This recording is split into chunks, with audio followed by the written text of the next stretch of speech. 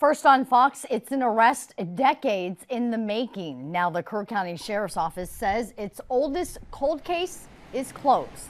Investigators finally caught the man they say shot and killed another man back in the early 80s. They say it was an anonymous tip just 2 days ago that led them to their suspect. The 1982 murder took place outside Kerrville in the town of Centerpoint. Robert Price shows us the 30-year journey to an arrest near Dallas-Fort Worth. You don't forget. September 19th, 1982. Rusty Hierholzer was a 23-year-old deputy with the Kerr County Sheriff's Office. It was the first murder case as an officer I was involved in. The victim, 41-year-old Delbert Wyatt, found lying face down in the yard outside his home in Centerpoint. He had been shot one time, pretty well point blank range in the head. A day later, Hierholzer got a murder warrant for the suspected shooter, 28-year-old Roberto Armendariz of Kerrville. According to Sheriff Hierholzer, it was here in Centerpoint at what's now known as Lions Park that Roberto Armendariz and Delbert Wyatt met each other for the first time on the day of the murder. Witnesses say the two spent the afternoon drinking beers together.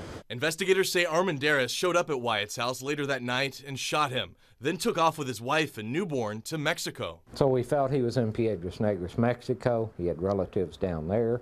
He was a Mexican national, and we could never get him back. You know, 32 years ago, you don't know what's happened to him. Has he died since then? Tuesday night, now Sheriff Hierholzer got a possible answer. He was at home watching TV with his wife when he saw an alert on his phone. So I opened it up and looked at it, and I told her, I said, you got to be kidding me.